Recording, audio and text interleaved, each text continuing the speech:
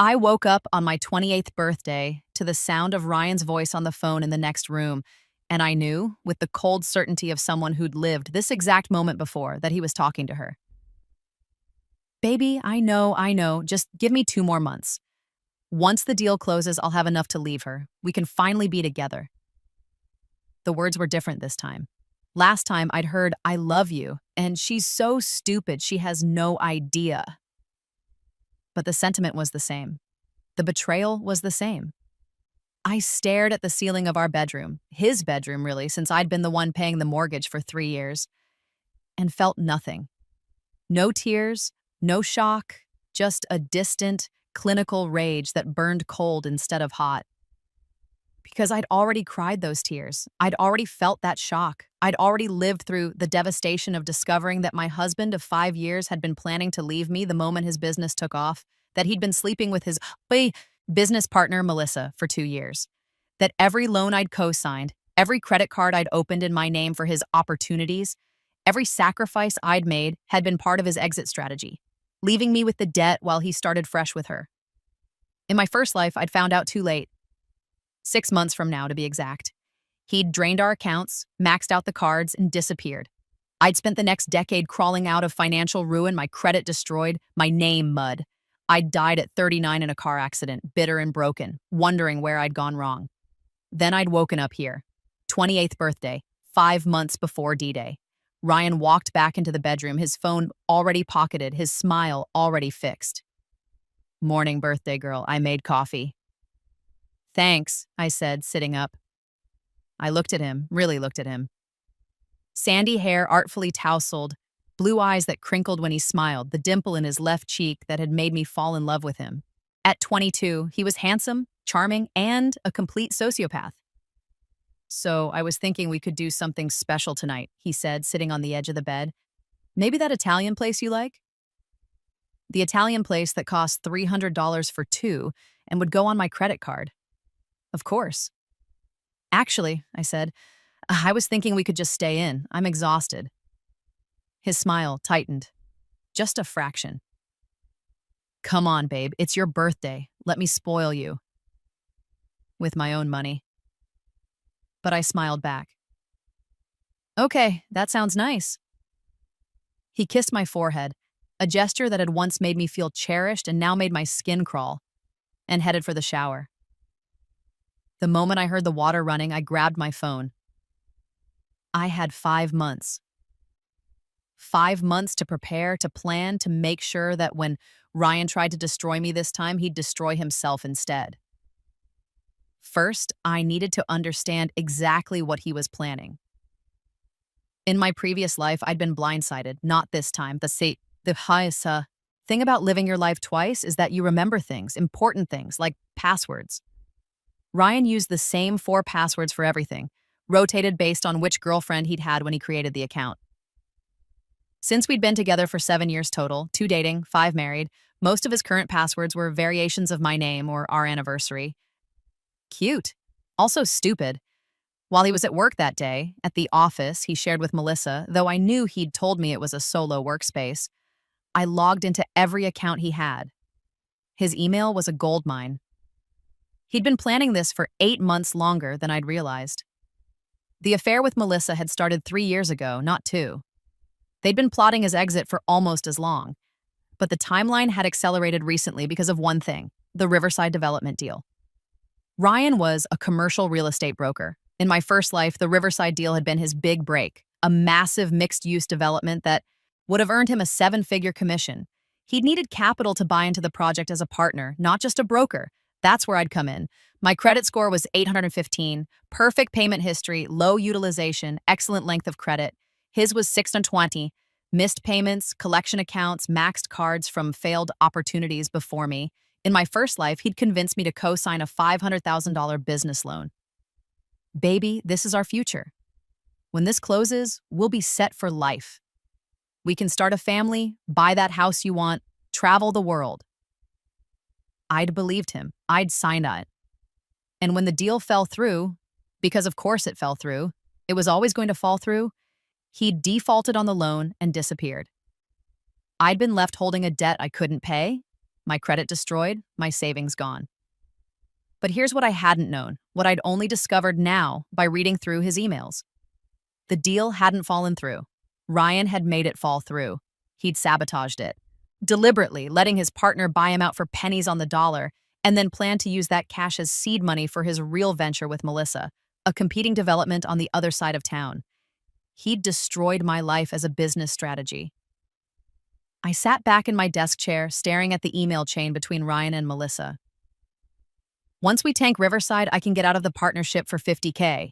Combined with what we've saved, that's enough to option the West Side property. And the beauty is, Emma's loan default will tie up the bank in litigation for months. By the time they realize what happened, we'll be long gone. Melissa's response, "You're brilliant, baby. She really has no idea, does she?" "None. She thinks I'm building our future." God, she's pathetic. I closed the laptop carefully, precisely, like I was handling explosives. Then I smiled. "Emma, I need to talk to you about something." It was 3 days later. We were having dinner, takeout Chinese that I'd paid for, and Ryan had that serious, sincere expression he used when he wanted something big. "What's up?" I asked, twirling lo mein around my fork. "It's about Riverside." He reached across the table and took my hand. "Baby, I have an incredible opportunity, but I need your help." "My help?" "The partnership buy-in. It's $500,000. If I can come up with that, I'll be a full partner, not just the broker. My commission alone would be over $1 million, plus equity in the ongoing revenue. This is life-changing money, Em. Our life-changing money." I let my eyes widen, let hope creep into my expression. $1 million? At minimum, probably closer to $2 million within the first year. He squeezed my hand. "But here's the thing, I need to move fast. The partnership window closes in 2 weeks. And my credit, you know it's not great, but yours is perfect." "You want me to take out a loan?" "I want us to take out a loan for our future." He pulled out papers. He'd already prepared them, already talked to the bank. "I've done all the legwork. With your credit score, we're pre-approved. We just need your signature." I looked down at the loan documents. $500,000. 15-year term, secured by our house. The house I'd paid the down payment on, the house I'd been covering the mortgage on while Ryan invested in his career. In my first life, I'd signed. I'd believed every word. I'd thought we were partners. "Ryan," I said slowly, "this is a lot of money." I know it is, but baby, think about what it means. No more struggling, no more scraping by. We can start a family, buy that house in the suburbs you've always wanted. You could even quit your job if you wanted to. I'd never wanted to quit my job. I loved my job. But Ryan had always resented that I out-earned him, that I was the stable one, that I had the better career. Of course, he'd frame financial independence as something I'd want to give up. "What if something goes wrong?" I asked. "Nothing will go wrong. I've been working on this deal for 2 years. It's solid. The developers are solid. This is the safest bet I've ever made." He looked into my eyes, his expression earnest and loving and completely fabricated. "Do you trust me?" That was his favorite manipulation. Making it about trust. Making my hesitation about the relationship, not the risk. In my first life, I'd said yes. I'd signed. I'd destroyed myself. "Of course I trust you," I said. His shoulders relaxed. "So you'll do it?"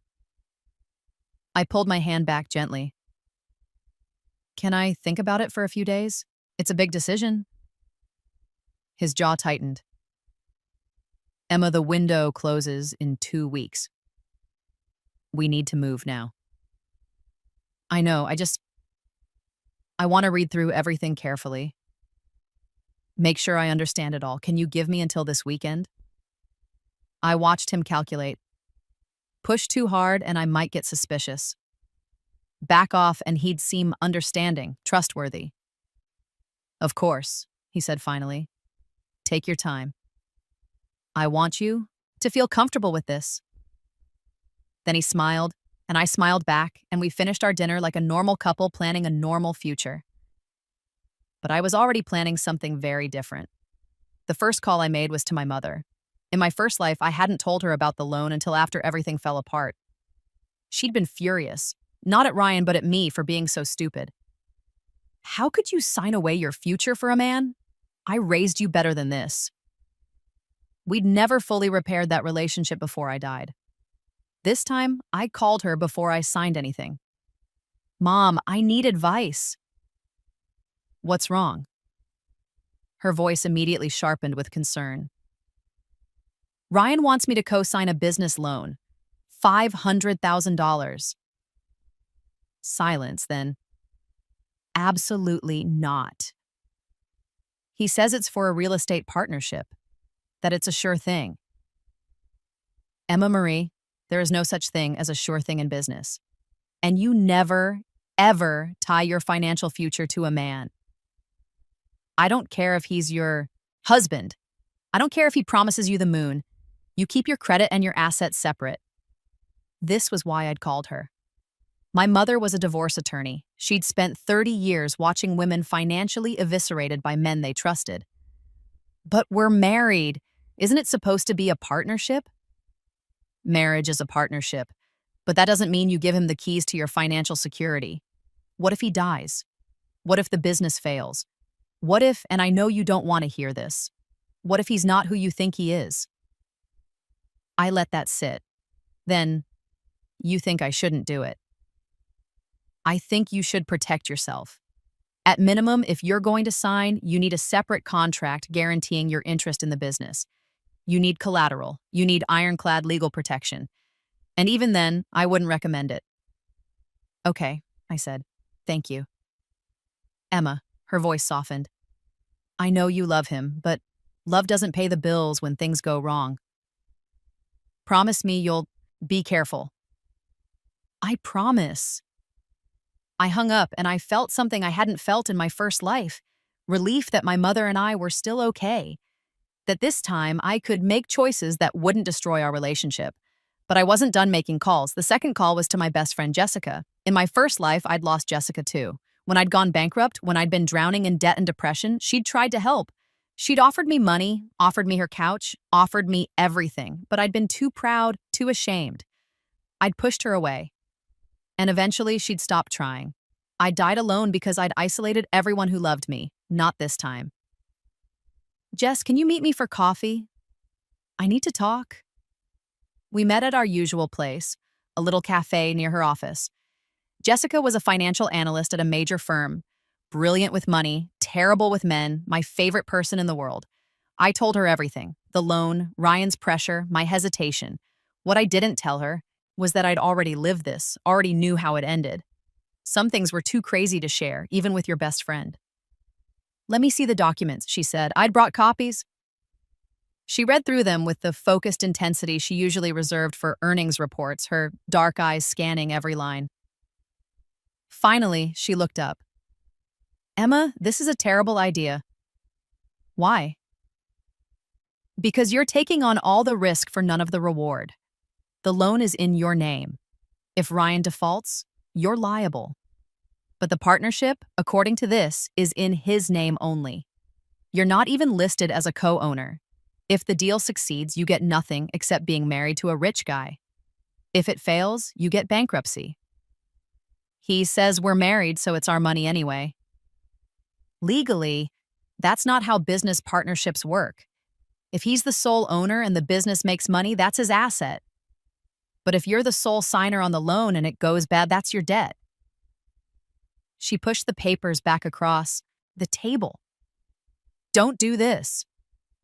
But what if he's right? What if it really is a good opportunity? Then let him find another way to fund it. Let him get investors. Let him use his own credit. Why does it have to be you taking the risk? Because he's planning to destroy me and disappear, I thought. Because he needs a fall guy. Because I'm the stupid, trusting wife he can use and discard. Out loud, I said, I don't know. Jessica reached across and grabbed my hand. Emma, you're one of the smartest people I know. You have a great job, great credit, a great life. Don't gamble it on something this risky, please. I squeezed her hand back. Okay, I won't. But I was lying because I wasn't going to co-sign the loan to help Ryan. I was going to co-sign the loan to destroy him. The weekend came. Ryan had been anxious all week, asking if I'd made a decision, reminding me about the deadline, painting pictures of our glorious future. On Saturday morning over breakfast, I said, "I'll do it." His face lit up. "Really?"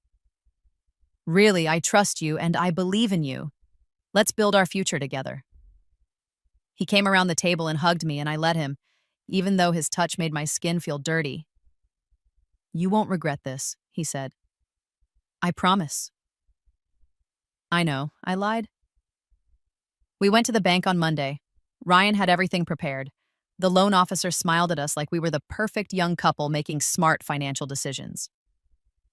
I signed where I was told to sign, provided my employment information, my credit history, my social security number. The loan was approved in 48 hours, $500,000 deposited into Ryan's business account. He took me to dinner that night to celebrate, the expensive Italian place. We drank champagne. He toasted to our future. "This is just the beginning, Em. In a year, we'll be in that house you've always wanted. Maybe we'll start trying for a baby. Maybe we'll take that trip to Italy you've been talking about." All lies. In a year, he'd planned to be living with Melissa in a penthouse downtown funded by my financial ruin. But I smiled and clinked my glass against his. To our future. Then I went home and started phase 2. The thing about credit reports is that they're incredibly detailed. Every account, every payment, every inquiry, and more importantly, every authorized user. When you co-sign a loan, you're not just vouching for someone else's credit. You're tying your financial identity to theirs. Their debt becomes your debt. Their default becomes your default. But here's what most people don't know. You can freeze your credit. A credit freeze prevents anyone from accessing your credit report without your explicit permission. No new accounts can be opened. No new loans can be issued. Any existing accounts tied to your credit become problematic if they need to be modified or refinanced.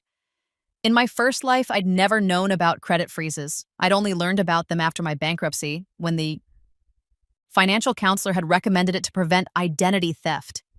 This time, I knew about them before I needed them. I waited 2 weeks. Let Ryan get comfortable. Let him think everything was going according to plan. Then I started watching his emails again.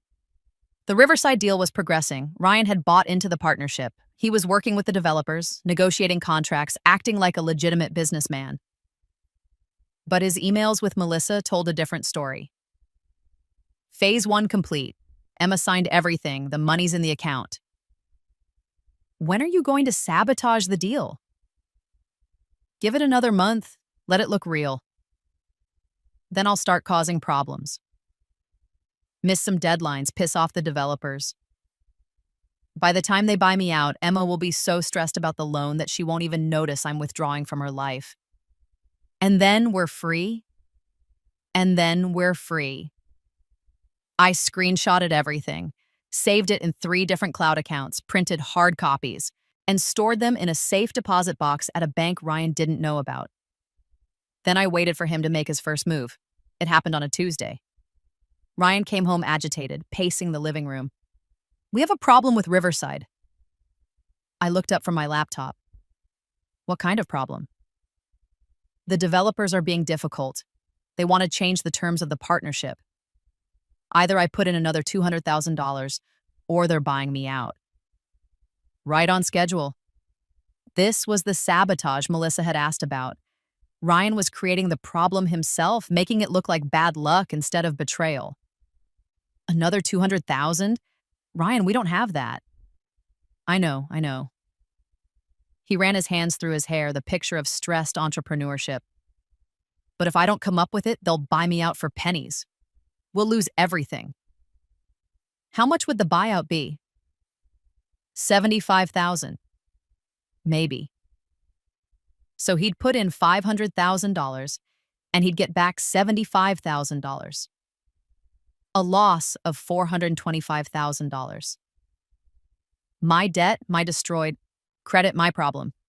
Except this time I was ready. "What do you want to do?" I asked. I don't know, maybe we could take out another loan? Use the house as collateral? Ryan, we already have a $500,000 loan. And the mortgage, we can't take on more debt. Then what? I just let them buy me out, let all your money disappear? My money. Finally, some honesty. Let me think about it, I said. Maybe there's a solution. That night, while Ryan slept, I went into the bathroom with my phone and made the call. Credit freeze, all 3 bureaus, effective immediately. It took 15 minutes total. When I was done, my credit was locked down, impenetrable, inaccessible, and any loan tied to my credit, like Ryan's $500,000 business loan, had just become very, very complicated. The phone call started 3 days later. Ryan's phone buzzing constantly. The bank, the partnership, the developers. I listened to him take the calls in the next room, his voice rising with each one. What do you mean there's a freeze on the credit? No, I didn't authorize that. The loan is already dispersed. How can there be a problem? He came into the kitchen where I was making coffee, his face pale. Did you freeze your credit? I turned, careful to look confused. What? No, why would I do that? The bank says there's a freeze on your credit report. They can't verify the loan status. The partnership is freaking out because they think the funding is going to fall through. I don't understand. I didn't freeze anything. Well, someone did. Call them. Fix it now. I pulled out my phone and made a show of calling the credit bureau. Waited on hold. Spoke to a representative. Yes, I'm calling about a credit freeze on my account. Uh-huh. When was it put in place? 3 days ago. And who authorized it? I did? Oh. Oh, right. I remember now. I read an article about identity theft, and I thought it would be safer to freeze my credit. I completely forgot. Ryan was staring at me, his jaw clenched. Can you unfreeze it? Oh, I see. I need to submit a request in writing, and it takes 7-10 business days to process. No, there's no way to expedite it. Okay, thank you. I hung up, looked at Ryan. I'm so sorry, I completely forgot I did that, but they said it'll be unfrozen in 7-10 days. 7 to 10 days? Emma, the partnership needs verification now. If they can't verify the loan, they're going to pull my buy-in. I'll be out of the deal completely. Can't you just show them the bank statements? Prove the money is there? It's not about the money being there, it's about the source of the funding being verifiable. If your credit is frozen, they can't verify the loan, and if they can't verify the loan, they can't verify that the funding is legitimate. This was better than I'd hoped. I'd thought freezing my credit would just make things difficult. I hadn't realized it would make him look like a fraud, Gus. I'm sorry, said again. I'll call them back. I'll see if there's anything I can do. Do it now, Emma. This is our entire future. I called again, got the same answer. 7 to 10 business days, no exceptions.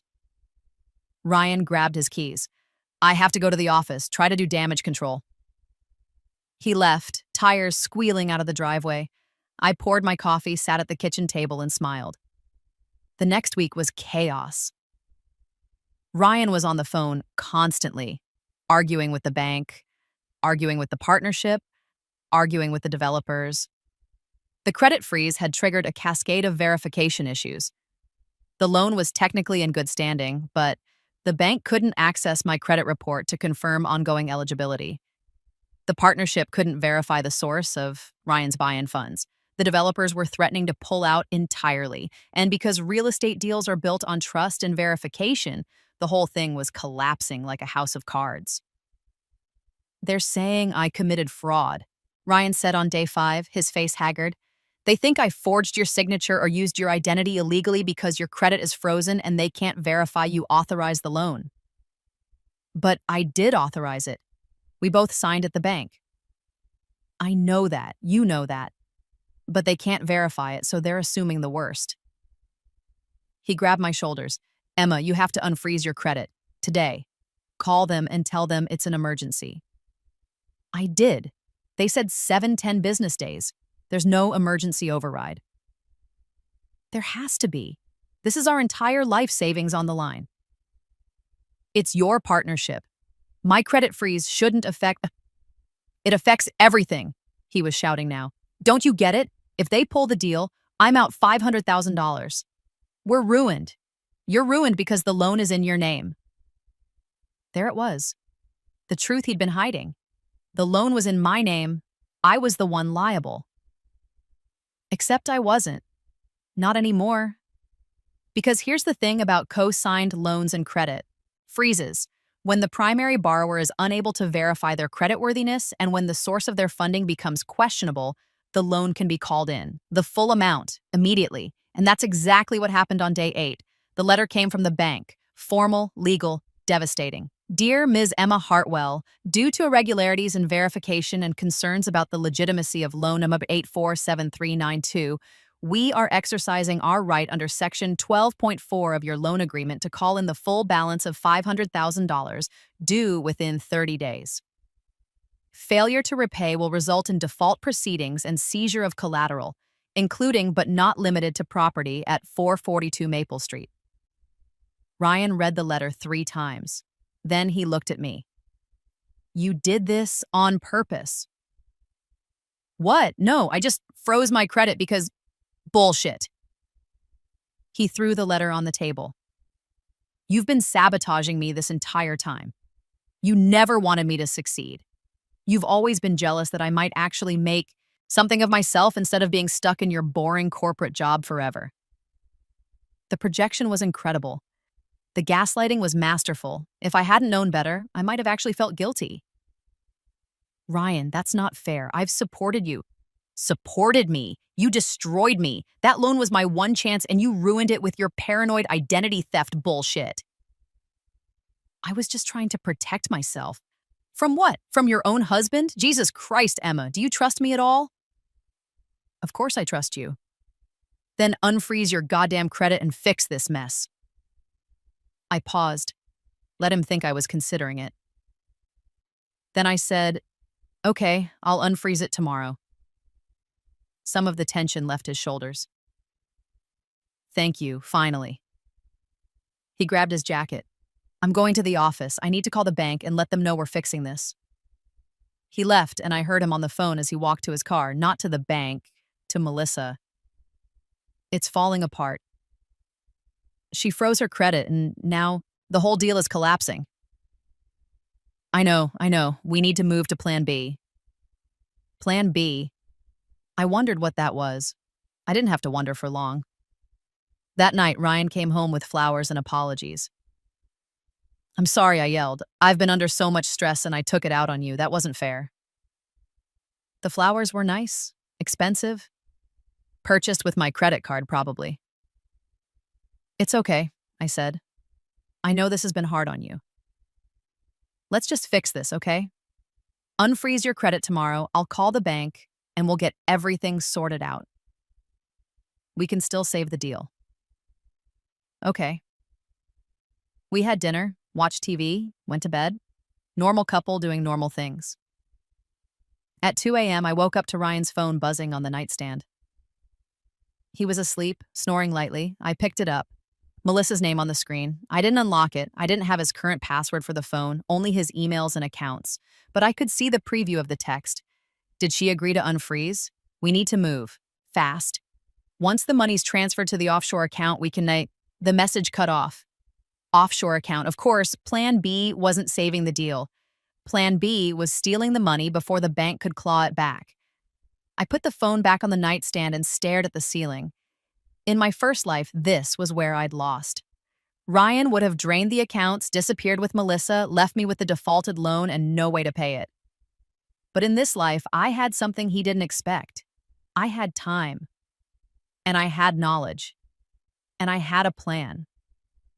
The next morning, I told Ryan I'd unfrozen my credit. I hadn't, but I called the credit bureau on speakerphone, went through the motions of requesting an unfreeze, and acted like it was done. They said it'll take 24 hours to process, I told him. By tomorrow morning, everything should be back to normal. Thank God. He kissed my forehead. I knew you'd come through. I'm going to call the bank now, let them know it's handled. But left for work. Actually, Melissa's apartment, based on the GPS tracker I'd put on his car 2 weeks ago. And I went to see a lawyer, not my mother. She'd asked too many questions, and I wasn't ready to tell her everything yet. Instead, I went to see Marcus Webb, a criminal attorney who specialized in financial fraud. I'd found him through Jessica, who'd used his firm for a case at her company. "Ms. Hartwell," he said, gesturing to a chair in his sleek downtown office. "Jessica said you needed help with a delicate matter." "My husband is planning to commit fraud. I want to know what my legal options are." His eyebrows rose. "That's quite an accusation." "I have proof." I pulled out my phone and showed him the emails. The text messages, the documentation of Ryan's plan to sabotage the Riverside deal and steal the loan money. Marcus read through everything carefully. Then he sat back. "This is extensive. How did you get access to his private communications?" "He gave me his passwords years ago. I never stopped using them." "That's potentially illegal depending on your jurisdiction, but given that you're married, it's a gray area." He tapped his fingers on his desk. "What do you want to happen here?" "I want him arrested. I want him charged with fraud. And I want to make sure I'm not liable for the loan he took out in my name." The last part is tricky. You co-signed the loan willingly. Even if you can prove he intended to defraud you, you're still legally responsible for the debt unless we can void the contract based on fraud in the inducement. What does that mean? It means we'd have to prove that he tricked you into signing by lying about material facts. From these emails, it's clear he lied about his intentions. But proving that in court is difficult. What if I had more evidence? What if I could show a pattern of financial abuse and manipulation? Marcus leaned forward. "What kind of evidence?" I pulled out the second folder, bank statements showing Ryan draining joint accounts over the past 3 years, credit card statements showing charges I'd never made, transfer records showing money moving from our savings to accounts I didn't recognize. "I've been documenting everything since I found out about the affair," I lied. Actually, I'd been documenting everything since I'd been reborn, but that was harder to explain. Marcus's expression shifted from interested to concerned. "Ms. Hartwell, this isn't just fraud. This is financial abuse. Potentially identity theft. If we bring this to the DA, your husband could be looking at serious prison time." "Good. Are you sure? Once we start this process, there's no going back. Your marriage will be over. This will be public, messy." I thought about my first life. The bankruptcy, the shame, the decade of poverty and struggling, the isolation, the bitter, lonely death. "I'm sure." "All right, then." Marcus pulled out a legal pad. Let's build a case. It took 3 days to compile everything. Marcus worked with a forensic accountant to trace every dollar Ryan had stolen, every fraudulent charge, every instance of financial manipulation. The total was staggering, $247,000 over 3 years, more than I'd even realized in my first life, because I'd been too broken to do a full accounting. "He's been bleeding you dry," Marcus said.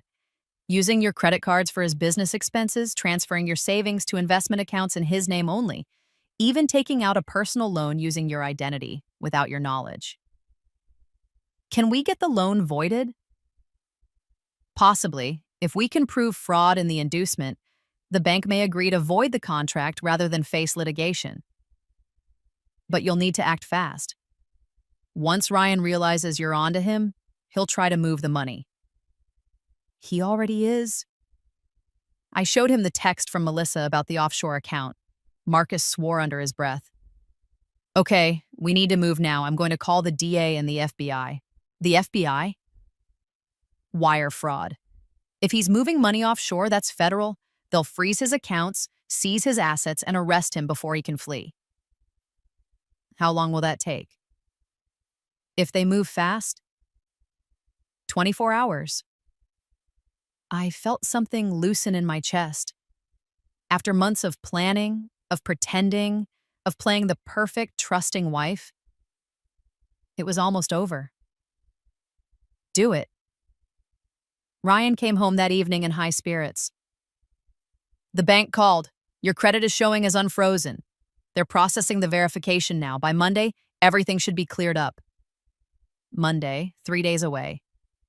That was when he'd planned to transfer the money and disappear. That's great, I said. We should celebrate. He pulled out a bottle of expensive wine, purchased with my credit card naturally. To getting our lives back on track. We drank, we talked. He told me about the Riverside deal, how it was going to close soon, how we'd be rich. All lies. But I smiled and nodded and played along. At 11 p.m., while Ryan was in the shower, my phone buzzed. Marcus, FBI is moving tomorrow morning, 6 a.m., be ready. Me, ready for what? Marcus, they'll need you to give a statement, and they'll be arresting Ryan at your house. You might want to stay somewhere else tonight. I looked toward the bathroom where I could hear the shower running and Ryan singing off-key. No, I wanted to be there. I wanted to see his face when he realized what was happening. Me, I'll be here. The FBI arrived at 6:04 a.m. I was already awake, dressed, drinking coffee in the kitchen. Ryan was still asleep upstairs, having stayed up late, working, actually coordinating with Melissa about the money transfer. The doorbell rang. I answered it. 3 agents in windbreakers, federal badges, serious expressions. Emma Hartwell? Yes. We have a warrant for the arrest of Ryan Hartwell. Is he here? Upstairs, bedroom on the right. They moved past me and I followed at a distance, watched as they pounded on the bedroom door. Ryan Hartwell! FBI, open the door! Scrambling inside. Then the door opened. Ryan in pajama pants and a t-shirt, his hair messed from sleep, his face confused. What's going on? Ryan Hartwell, you're under arrest for wire fraud, identity theft, and conspiracy to commit bank fraud. You have the right to remain silent. I watched from the hallway as they cuffed him, watched as his confusion turned to shock, then to panic. His eyes found mine. Emma, what is this? I didn't say anything, just watched as they read him his Miranda rights, as they led him downstairs, as they put him in the back of their car. One of the agents stayed behind to talk to me. Ms. Hartwell, we'll need you to come to the field office to give a statement. Your attorney can accompany you. Of course. I should also inform you that we've frozen all accounts associated with Mr. Hartwell, including joint accounts. You'll need to work with the bank to separate your finances. I understand. The agent paused. You did the right thing. I know it couldn't have been easy. Actually, it had been incredibly easy, but I just nodded. The next few days were a blur of statements and depositions and meetings. The FBI had seized everything.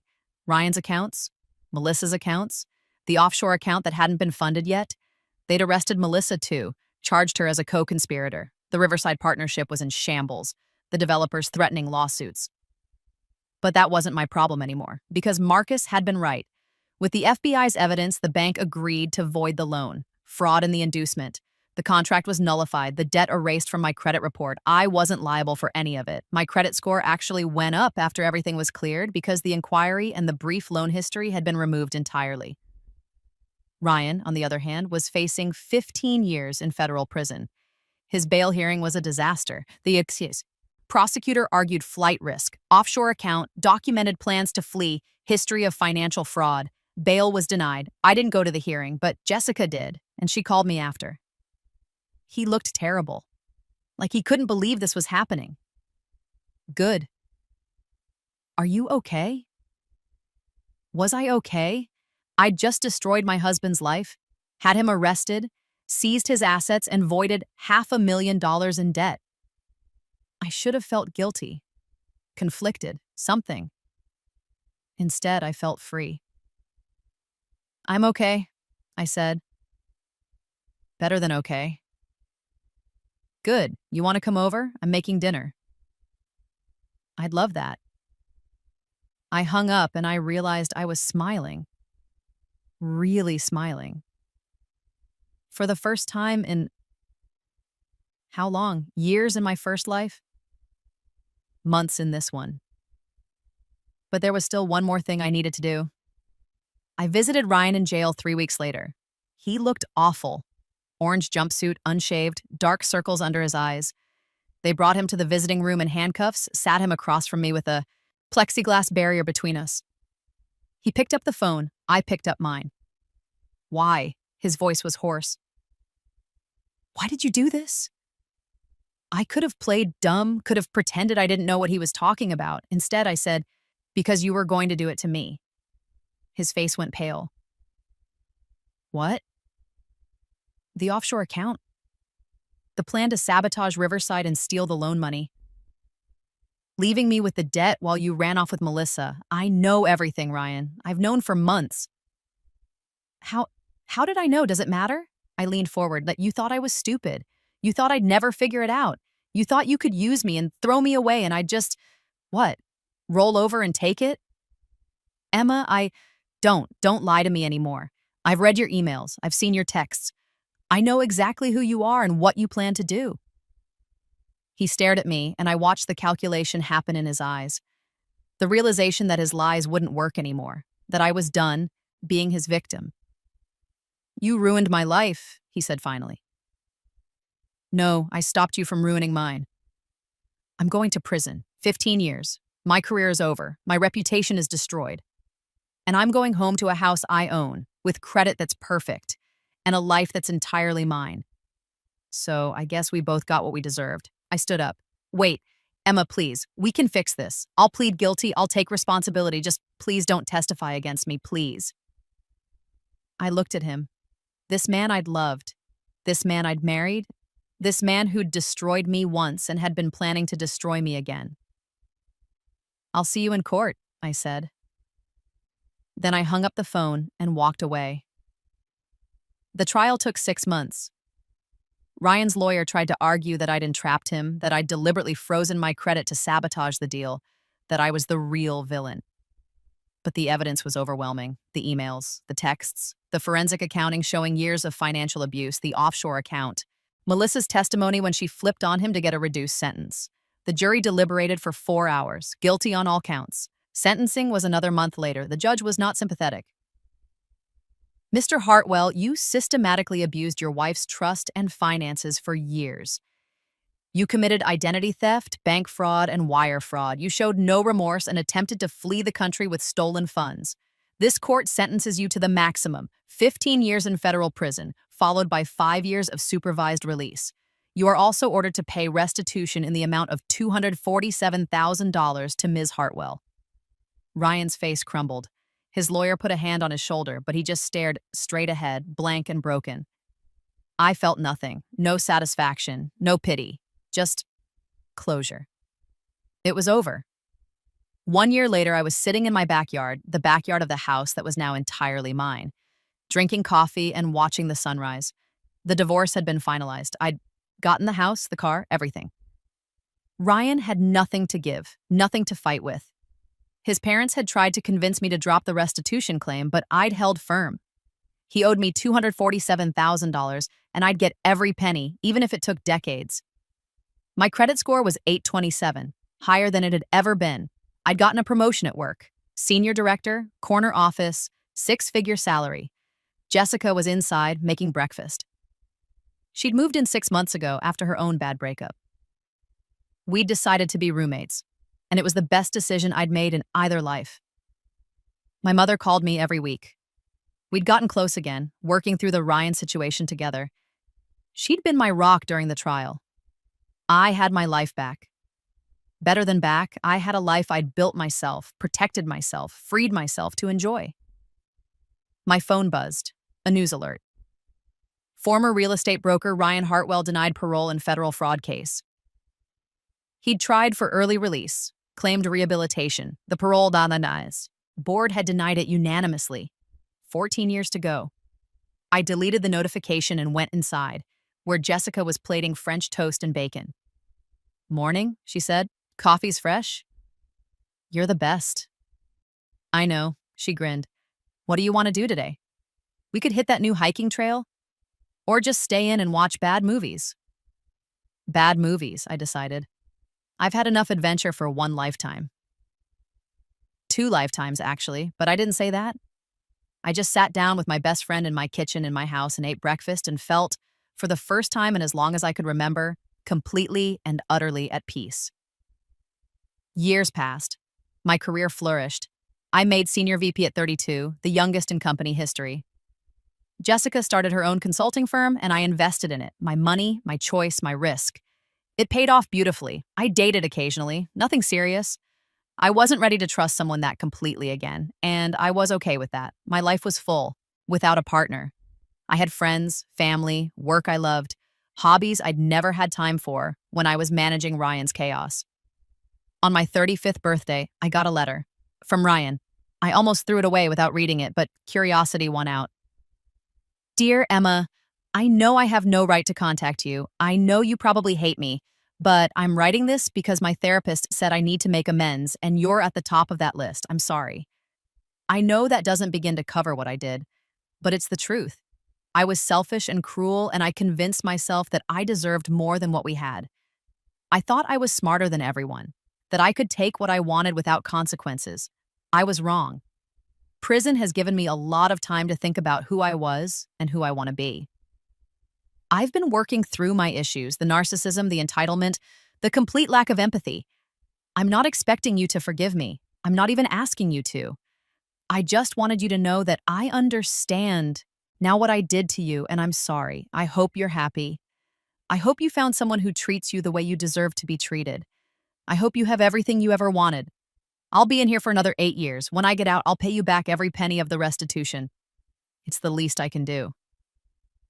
I'm sorry, Emma, for everything. Ryan. I read it twice. Then I folded it carefully and put it in a drawer. Maybe he meant it. Maybe he didn't. It didn't really matter anymore, because I'd stopped defining my life by what he'd done to me.